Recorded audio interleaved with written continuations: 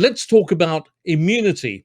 Now, Dr. Bharat Pankhania is a senior clinical lecturer at the University of Exeter Medical School, with over 20 years of experience in communicable disease control, and also infections too within the community.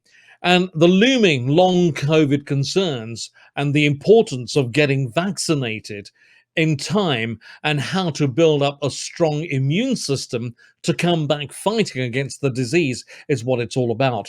Now, Dr. Pankhania will also help us to answer any lingering doubts around COVID vaccines, and also their relation to fertility, as he sets out the long-term goals for society as we look beyond COVID in this session, which is called Beyond COVID. Let's talk immunity.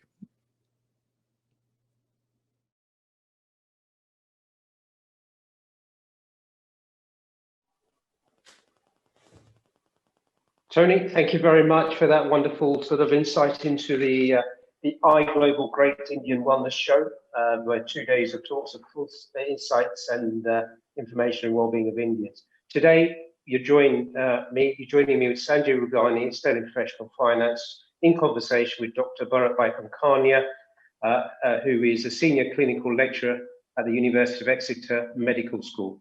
Dr. Pankhania qualified from the Welsh National School of Medicine, Cardiff, Wales, and trained as a GP in 1989. Thereafter, he did further training in respiratory medicine, having had experience of both primary and secondary care. Dr. Pankhania realized that to make a bigger contribution to people's health, primary prevention of illness was important. Thus, he trained in public health medicine and thereafter did further training in infectious diseases and communicable disease control. He worked as a consultant in communicable disease control for local authorities, the newly created Health Protection Agency, and subsequently Public Health England. Welcome, Dr. Pankhania. Namaste. Namaste, everyone. Namaste. Namaste. So let's get through this next 20 minutes. We are going to be short of time, as you know.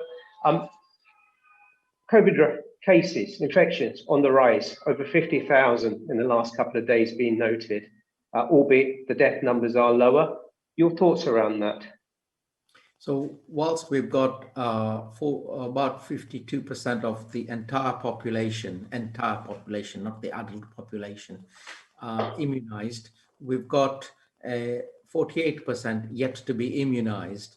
And in the background, we've got a more infectious variant, the Delta variant originating from India. And we've got a dropping of the guard with respect to moving all restrictions on the 19th of July. And not only have we got removal of restrictions, but we've got removal or personal infection control measures rather than mandatory infection control measures. So we've got a perfect storm brewing. And as an infectious disease expert, I worry about the large number of cases that may be generated. I appreciate people will say people are not dying, but with a large number of cases generated, inevitably some people will die. And more worryingly for me is these are younger aged people who may, after their infection, go on to develop long COVID. So if you are at risk of having long COVID, and we don't know who is at risk, but people post-infection, about the range is between 5 to 15%, 20% people develop this thing called long COVID. A small percentage of a very large number is a large number of people who we may have to deal with long COVID, and they cost money as well. So I'm a bit concerned. So just going back to your long COVID point, we don't seem to talk much about it. The government doesn't want to talk much about it. NHS is not even sort of communicating this. How would you go about potentially trying to alleviate some of these long COVID factors, and in particular with the Indian diaspora? What do we need to look out for? What should we do?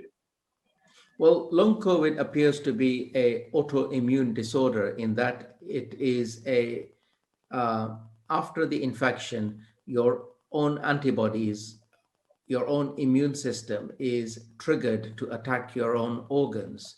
So you get an attack upon your heart, your kidneys, your gastrointestinal system, your brain, and you're left with a range of signs and symptoms ranging from heart palpitations to the kidneys not working very well, to your brain not being as sharp as it used to be before, and extreme general tiredness. It's a range of vague, non-specific signs and symptoms.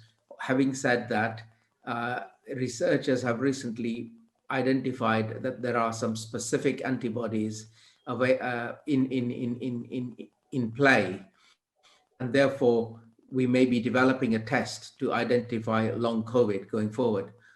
The thing is, we don't know how to treat it, we don't know how to manage it, and to treat it and manage it, we need uh, multidisciplinary input. So just because your heart is giving you palpitations doesn't mean you only need a cardiologist.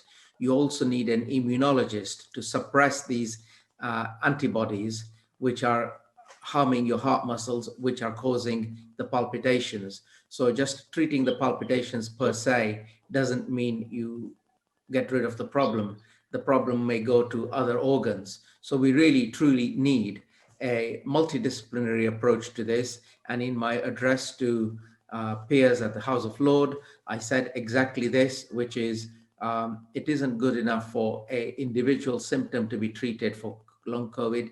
It has to be a multidisciplinary approach to managing this new thing called long COVID, because it appears to be an autoimmune disorder.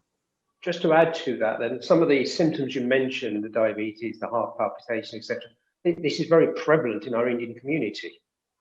What should they do if they've got a mixture of these? Because there's clearly going to be a concern around people, with these certain ailments that they have. Well, it's a perfect storm, and a very unfortunate perfect storm, because a lot of our Indian diaspora are also living not necessarily in affluent areas with good provision of GP practices and NHS services. It is a fact, and it's an elephant in the room which we don't like to properly address, which is if you're living in a poor part of the country, you get poor healthcare services. It's a fact, it's knowledge. So I feel very sorry. I wish to have platforms like this to inform, educate, empower all people, not only the fellow Indians, but all people, all races, all cultures. I want to empower them to get better healthcare in their locality. It's very hard because in a poor place, you get poor services. What can you do? There isn't a lot apart from you being persistent, meaning what you have to sort of articulate. It's the way you articulate it. So you have to articulate it like this to your GP. Doctor, these signs and symptoms I have are new. They're unusual for me. I have never had heart palpitations before. I had my coronavirus infection, and after my coronavirus infection, I continue to have these heart palpitations, or I continue to have this brain fog. My memory is not as good as before. I want you to take note of this. I know there isn't much we can do right now, but I would like you to at least put me on a register that I may have long COVID, and I would like an early, timely referral to multidisciplinary teams to look into me. You mentioned, and that's a valid way of looking at it, but number 2 points I'll bring to that. GP appointments seem to be infrequent at the moment, number 1. Number 2, you mentioned that these aspects were mentioned in your discussions with the peers in the House of Lords and the committee. What was their thoughts on it, and how do you get an appointment referral at this level? Because clearly at the moment our resources are being used to fight COVID rather than even consider the long COVID effects. Yes, it's a mountain to climb, but that doesn't mean you don't climb it. Absolutely not. I was extremely welcomed with my comments and suggestions, and I hope that they are being listened to. Remember, when I give advice, the advice is heard. I have no idea what happens to the advice afterwards. It's a one-way thing. So I give my advice freely to anyone who will listen, and hopefully it will be acted upon. So Indeed. considerable investment. So your suggestion on long COVID is to get in front of a medic and get it registered and do something about it as soon as you feel some of these symptoms coming ahead, right? Yeah, so I would say to people is because you do get resistance uh, from when you talk to your GP, etc.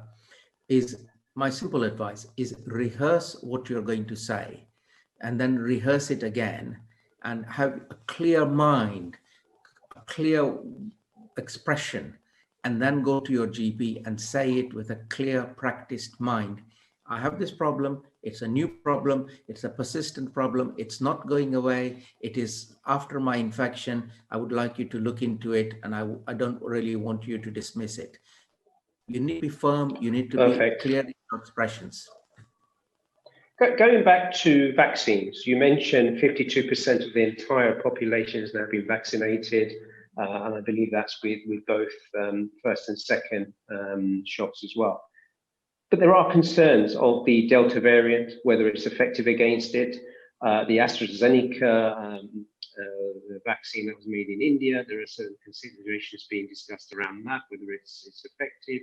We also had yesterday announcement that people coming in from France, for instance, a local European country, now need to quarantine for 10 days. Are the vaccines really that effective? Should those that haven't taken it, for the fear of not taking it, should they take it, and so forth? Could you perhaps give us a little bit of an insight into that aspect, Dr. Pankhania? Yeah, so your line should be vaccines prevent you from getting severe disease and dying, and they do that very well. So don't look at it as the benchmark of do they prevent me from getting infection, mild or moderate. What you need to look at is, does it prevent you from getting severe illness, which stops you from going on a ventilator and not coming out of it? Yes. So they are effective in preventing severe disease. Go and get yourself vaccinated.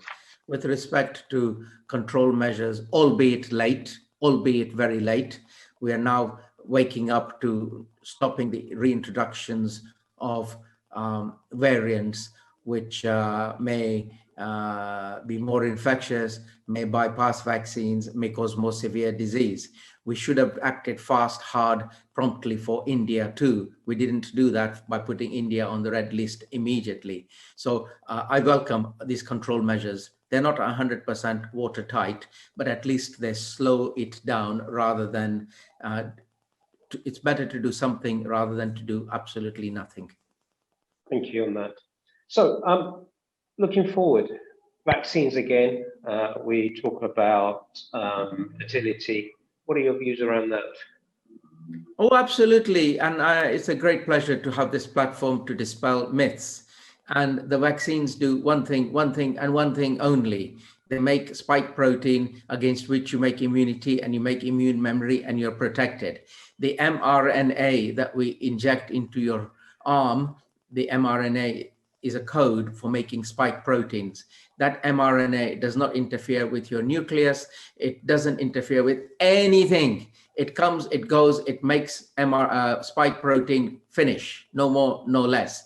So does it affect your fertility? No. Does it affect your unborn child? No. Does it affect you in your breast milk? No. Does it have any interferences with future fertility? No. It is a very simple, straightforward, pure vaccine. It comes, it goes, it does its job. I hope I can reassure you that there is no interference with your fertility or whilst you're pregnant in utero to the baby or whilst you're breastfeeding your baby. None, none, and none.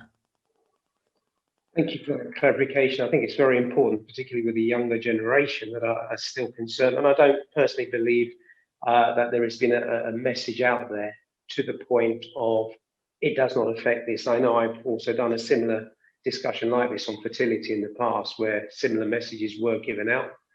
But I think in the larger format for the NHS and the government, not enough is being done. Looking forward then, Freedom Day. You and I conversed similar conversations 6 months ago in January when we were just going into lockdown. We're now apparently coming out of lockdown. A lot of concern back then. I guess there's still a fair bit of concern right now.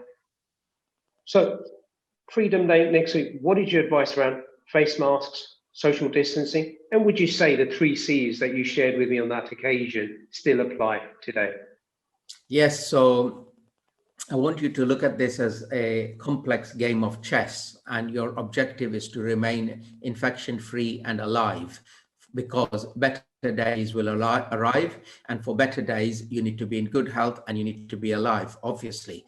So you play this complex game of chess to not get infected, not infect others, and wait for better times to come. How do you achieve that? Well, observe the Far Eastern method, which is the 3 C's.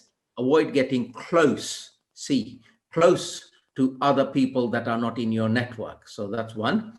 Avoid crowds. So crowds of people, avoid them. And number 3, the other C, is avoid closed spaces. So you avoid closed indoor spaces with poor ventilation.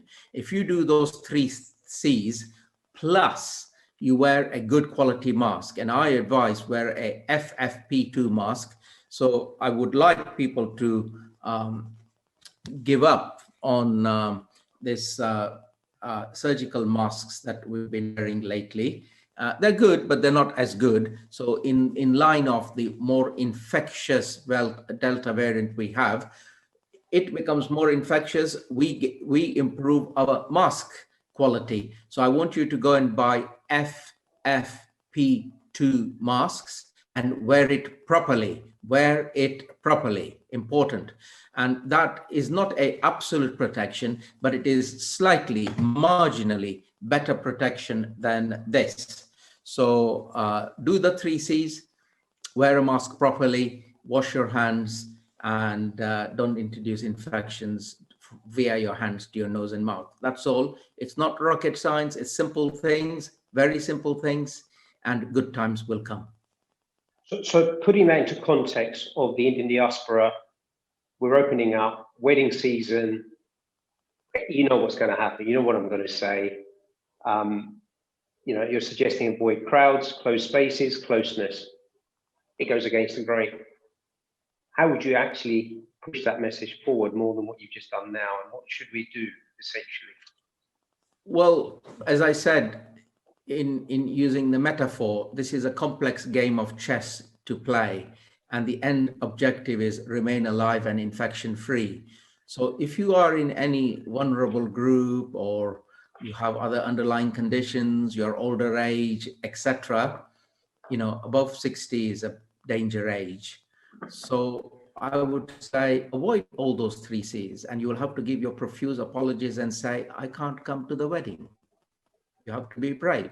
You need to be alive. If you are dead, you will never see the products of that wedding. The happiness, all those things, the children that come and the family that gets expanded. None of that you will be there to see and enjoy because you went to one wedding. So play that game of, I can't come today, but we will have better times tomorrow. Are you there? Dr. Pankhania, thank you. So look, we're coming to the end. Thank you very much for your insight and wisdom into this area. To conclude, your key message in a sentence, please. Don't drop your guard. Get immunized as soon as possible. Wear your mask properly. 3 sentences. But first point, don't drop your guard. Thank you. Thank you. So you've heard it here at the iGlobal Big Indian Wellness Show with Dr. Pankhania. Remain within the 3 C's. Avoid crowds, closed spaces, and closeness. Wear an FFP2, I think you said, wasn't it? FFP2 yes. Mask. And ensure that on the so-called Freedom Day, you still maintain that social distance and all the preventative measures that we've been taking for the last 18 months. Dr. Pankhania, thank you very much again for your time this morning, and I look forward to seeing you again. My pleasure. Thank you. Namaste, Thank everyone. you. Namaste.